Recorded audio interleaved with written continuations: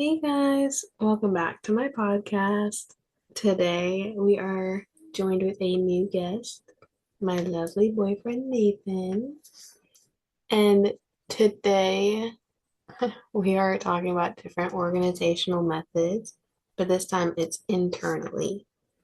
So in businesses, they have many forms of organization, whether it be who you report to, how employees get immersed in different positions, or how employees feel empowered. So the first concept is the chain of command. So the definition is the vertical line of authority that clarifies who reports to whom throughout the organization. In my case, there's many instances of a chain of who to report to who. At my current job, we have employees in each section of my department, but who they report to is different than who I personally report to. So from bottom up, there's instructors that report to leads, and then the leads report to the head of the department. The head of the department then reports to the chair, and then the chair reports to the director. So in my position, luckily, I can skip that entire chain and I can go straight to the director. But if the instructors go straight to like the head of the department rather than talking to a lead, it's actually a sign of disrespect to everybody involved. Um, it could lead to like a write-up. Um, and it could honestly just increase stress on everybody involved when a simple question can be answered by counterparts, colleagues, or leads instead of them going past everybody and going to a higher up. That makes a lot of sense, and it makes even more sense, especially like for where I work, like Dick's Sporting Goods, for example. There's definitely that like cleared chain of command in stores like that too. Because you've got your sales associates, they report to the team leads, and the leads report to assistant managers, and then the assistant managers report to the store manager, also known as a head coach, as we like to call it. Mm-hmm. But no, it keeps everything running smoothly for the most part. It helps, avoid confusion about who to go for what, I would say. Like if there's an issue on the sales floor, or there's a customer complaint, you wouldn't just skip straight to the head coach. You go to your team lead or just the department manager first. It shows respect, and it keeps the flow of communication organized, I would say. And if someone constantly went over the lead head, that would probably cause tension, like for sure, because it kind of breaks that structure that just, I guess, keeps the team just working well together.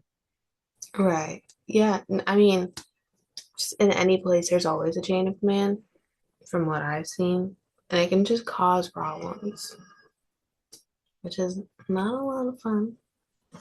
But I digress. Um, so the second concept, it kind of flows into like what your job is. So it's job rotation. So the explanation for a job rotation is periodically moving workers from one specialized job to another to give them more variety and opportunity to use different skills.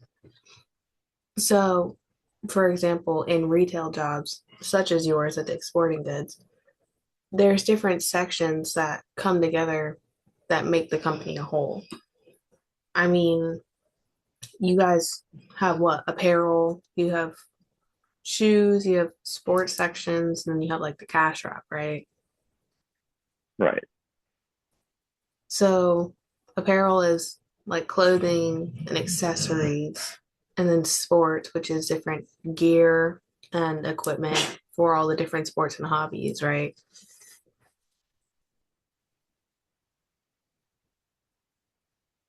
And then you guys have like footwear, which includes all types of different shoes, whether it be like athleisure or like sports shoes, I guess you could say.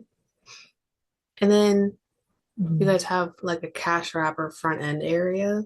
where customers are checked out for all of their items, and that's when they leave satisfied, you know? Like Right. sporting goods would not run effectively if employees did not know how to adapt and work in these different sectors to ensure high quality customer service.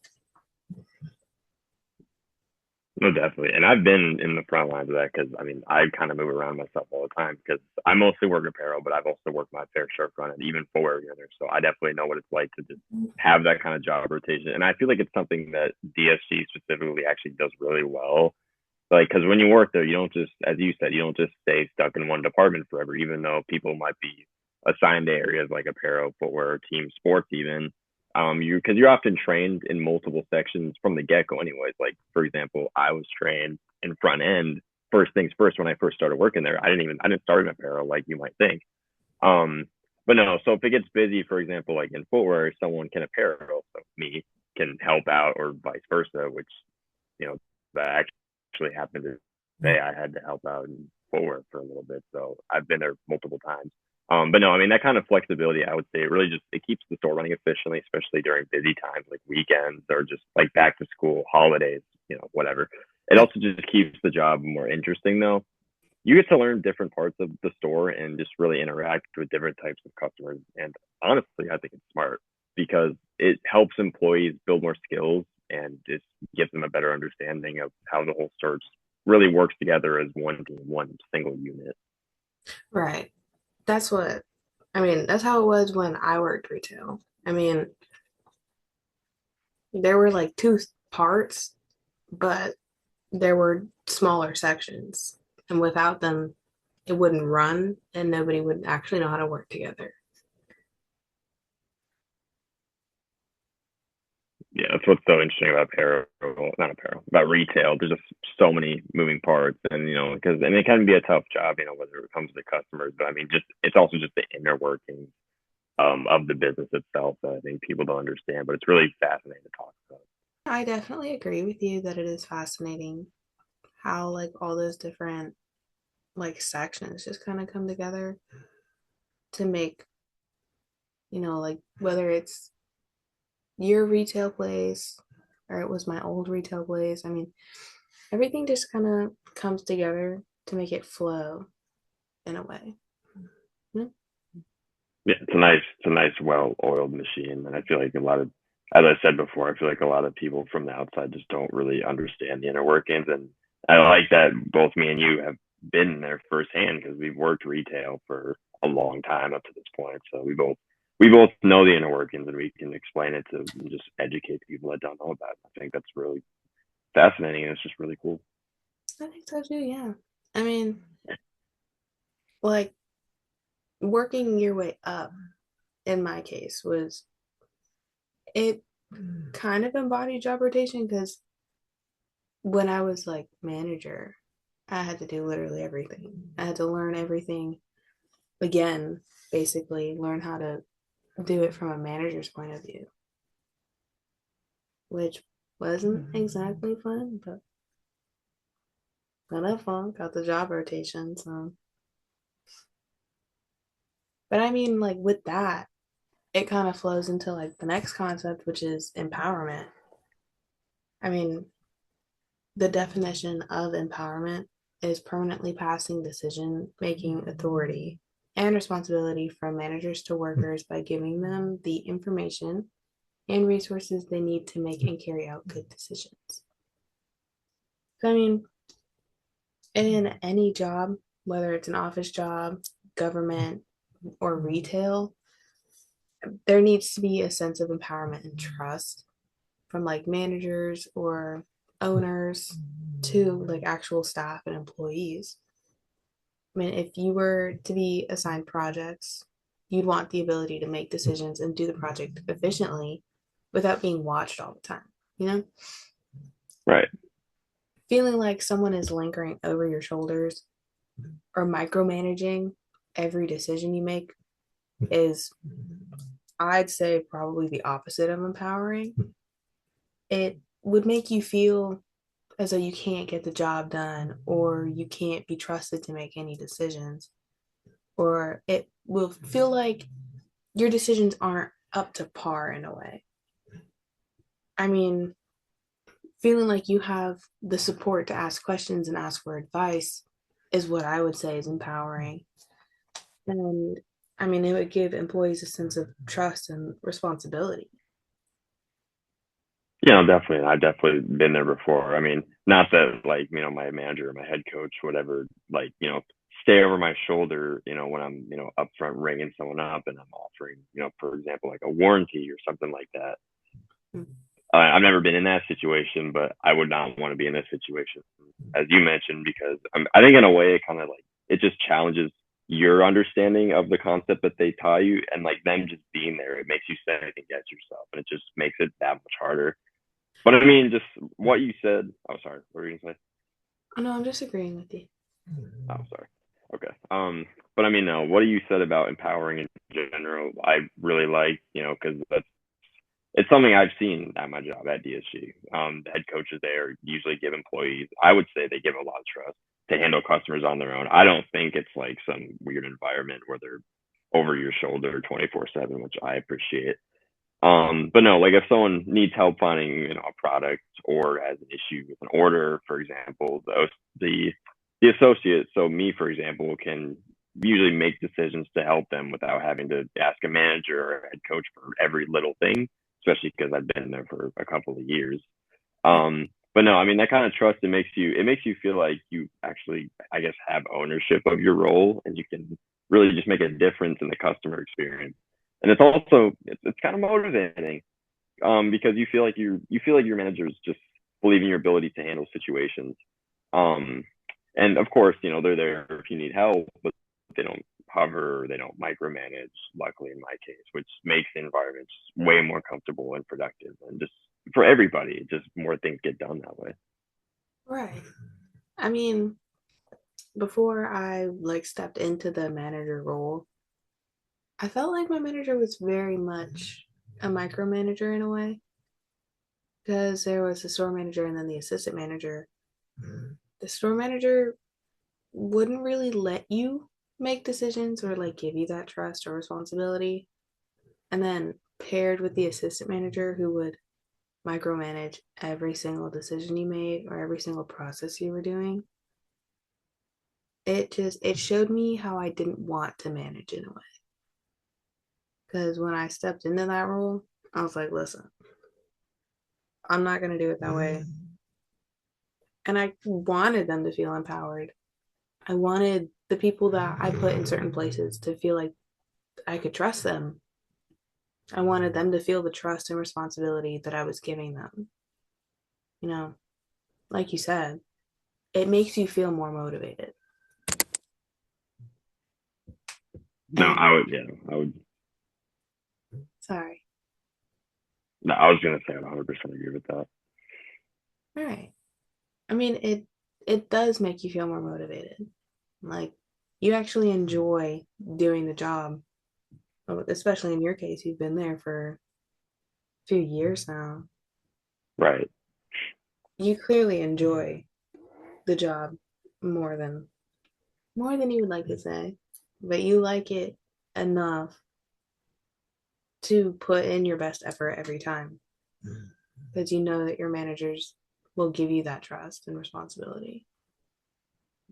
Yeah, it feels nice not having a manager hover over your shoulder and just because I mean, at least for me, all I really need is just my manager's trust. I don't need them physically to be there to Mm-hmm. know that I'm making the right decision because they trust me. I trust myself.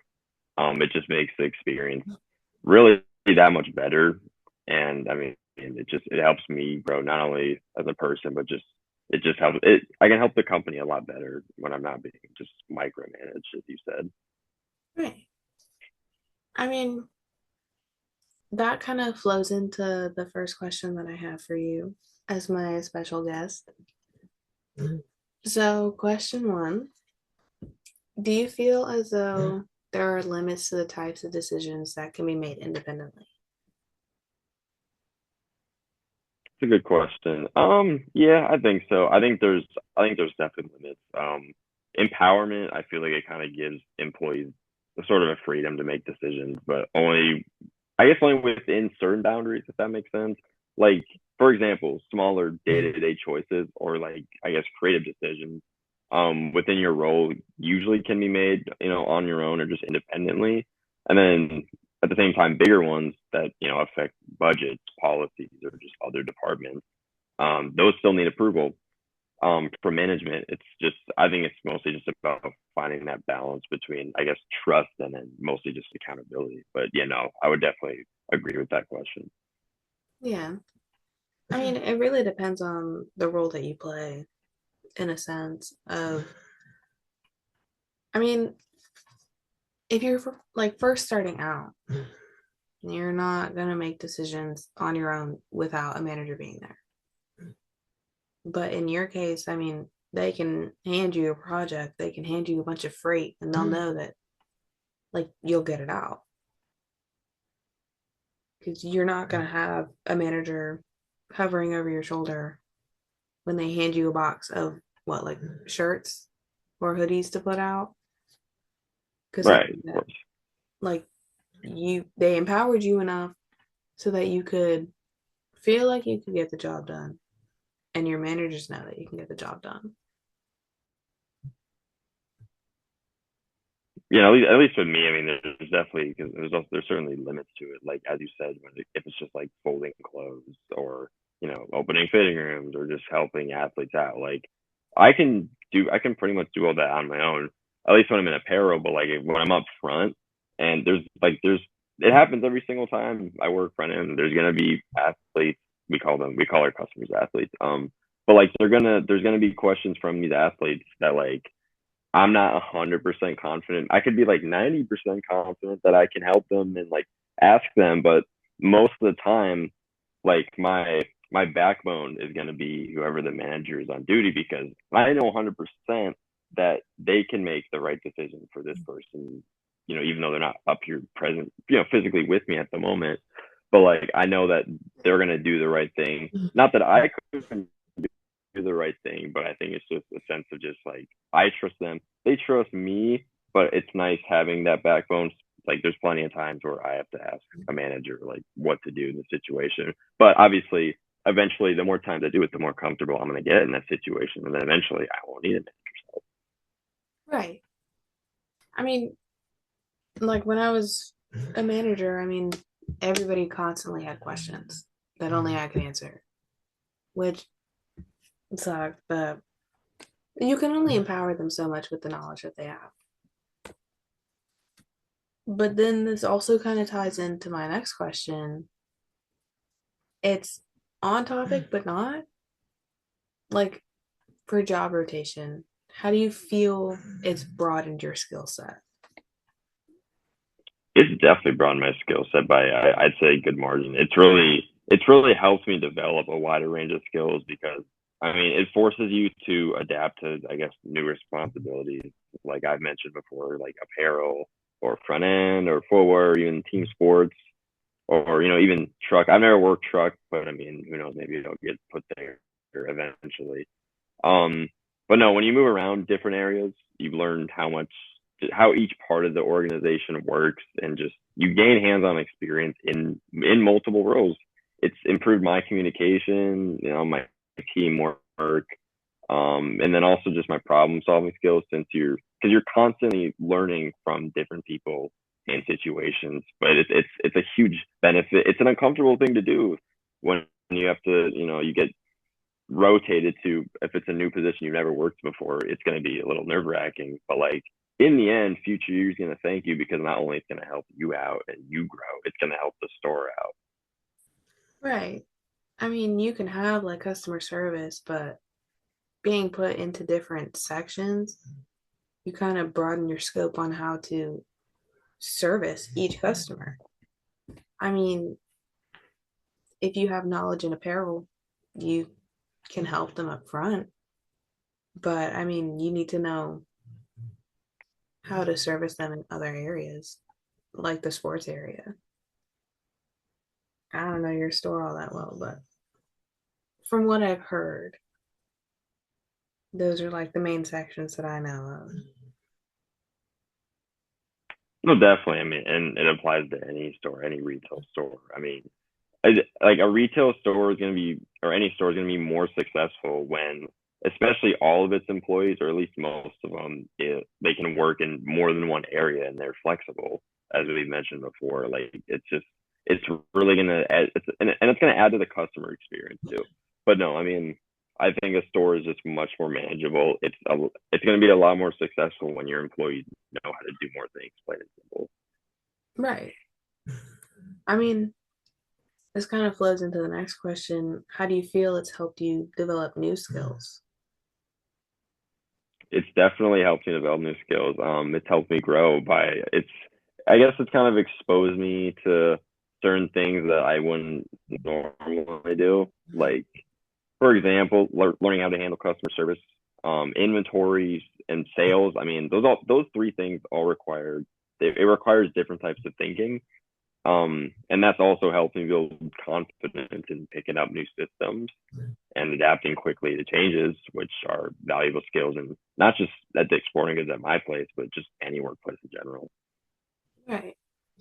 I mean, when I worked retail, you start out in one area, but then you learn how to efficiently, in your case, fold clothes or hang clothes or learn the different sports. But in my case, it was learning the different areas for shoes and learning how to get out this product efficiently and effectively in a way, finding a new spot, putting them in there, making sure that the location is put in so that for inventory purposes, it's easier.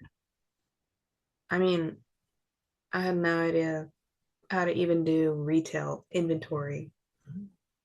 I had no idea that was something that you needed to do, what, once or twice a year. It's not something that I would have imagined, I guess. Right. No, that makes sense.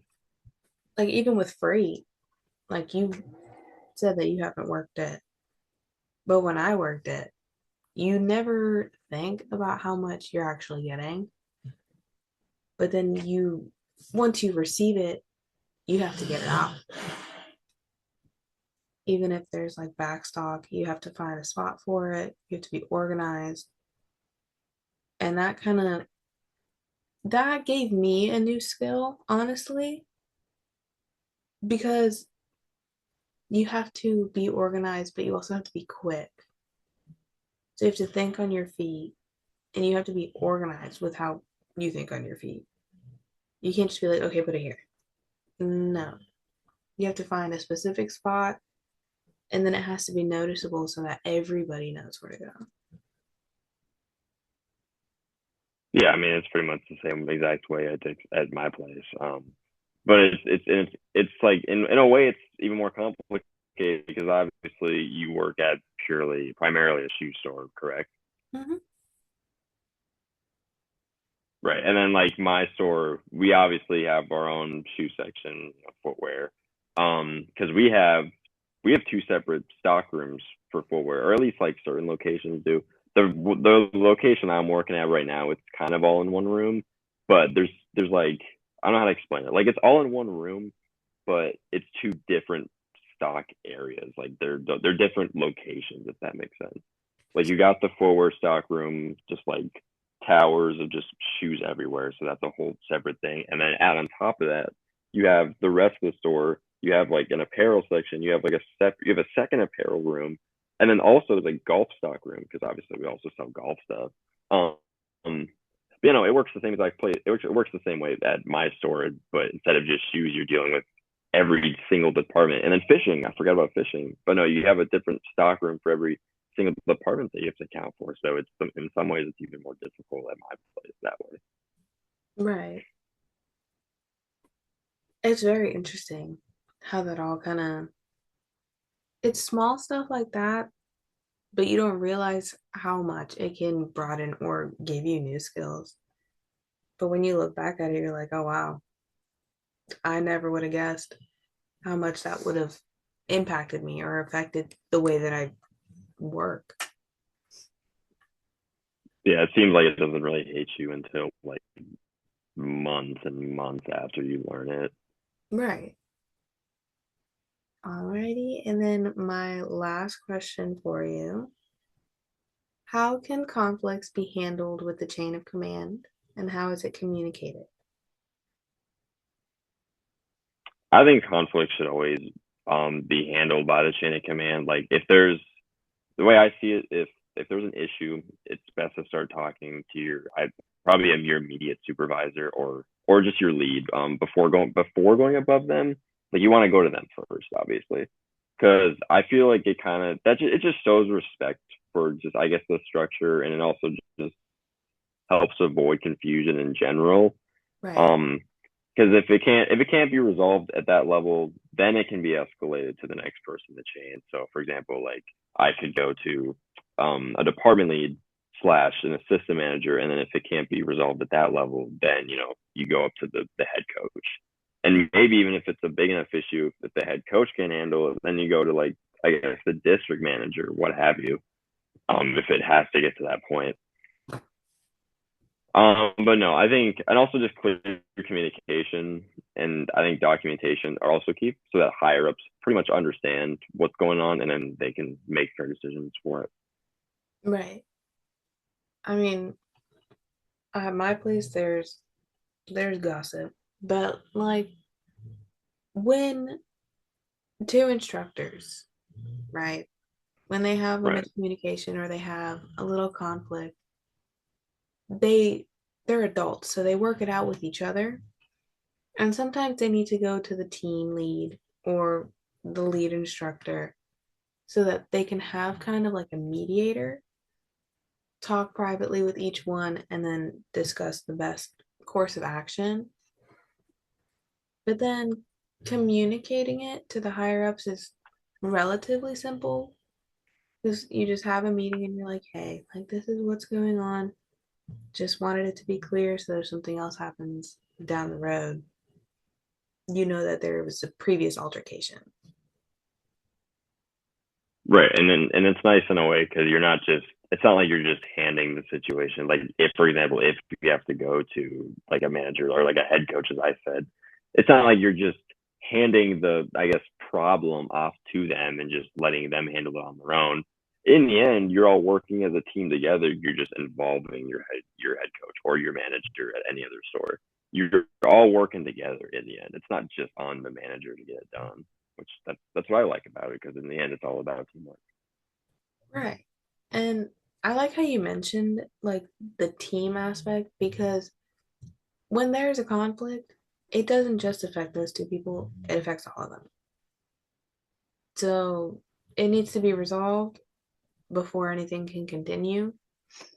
And I think if higher ups are informed, then they can figure out a way to avoid this problem or avoid something similar or having a backup plan, you know? Right. Right.